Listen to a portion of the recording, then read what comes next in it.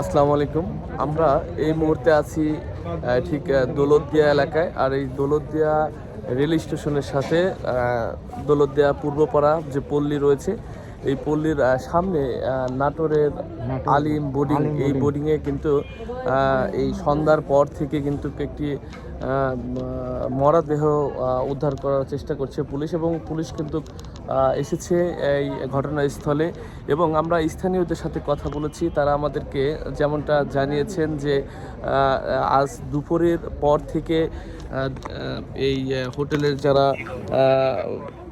লোকজন ছিল, এই যারা হোটেলের ম্যানেজার ছিল, তারা কিন্তু এই যে ব্যক্তিটি কিন্তু এই হোটেলের কক্ষ নিয়েছিল, তিনি কিন্তু না মানে ঘুম থেকে না ওঠার কারণে তাকে দুপুরের পর থেকে ডাকা শুরু করে এবং বিকেল নাগাদ ডাকতে থাকে। তারপরে ডাকলে পরে সন্ধ্যার পরে বুঝতে পারে যে এই ব্যক্তিটি মৃত এবং তিনি উঠতে পারেন না। এবং আমরা পুলিশের মাধ্যম দিয়ে এবং জেনেছি যে এই মৃত ব্যক্তির নাম জিয়ারুল ইসলাম, যার বয়স 43 বছর, এবং তার পিতার নাম কিন্তু আরশাদ আলী, এবং চাপাই নবাবগঞ্জে কিন্তু তার বাসা। এবং আমরা এখানে আসার পরে আমরা সরাসরি আপনাদেরকে দেখানোর চেষ্টা করছি নাটোরের সেই আলিম বোর্ডিংয়ের সামনে থেকে।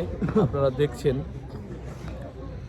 নাটোরের এই আলিম বোর্ডিংয়ের এখানে সবাই বলছে বা স্থানীয়রা বলছে কিন্তু এই মৃত দেহটি বা কয়েকদিন আগেরও হতে পারে, এমনটা কিন্তু অনেকেই বিভিন্নভাবে কিন্তু মন্তব্য তারা করছেন।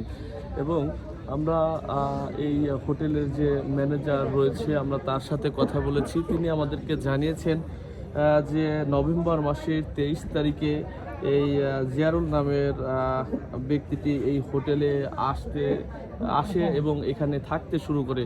আর দৌলতদিয়া ঘাটে যারা হোটেল বোর্ডিংয়ে থাকে, তা যারা কন্টিনিউ থাকে, তাদের হচ্ছে ভাড়া প্রতিদিন নেওয়া হয় না। তার সূত্র ধরে বলা যায় এই ব্যক্তিটি যে মারা গেছে,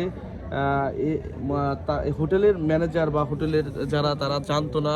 এবং আজকে সন্ধ্যার পরে যখন জানতে পারে, আপনারা দেখছেন যে হোটেলের যে সামনে সবাই কিন্তু এই সন্ধ্যার পর থেকে কিন্তু উৎসুক জনতা বা স্থানীয় লোকজন বিভিন্ন জায়গা থেকে কিন্তু ছুটে এসেছেন, তারা কিন্তু দেখতে এসেছেন,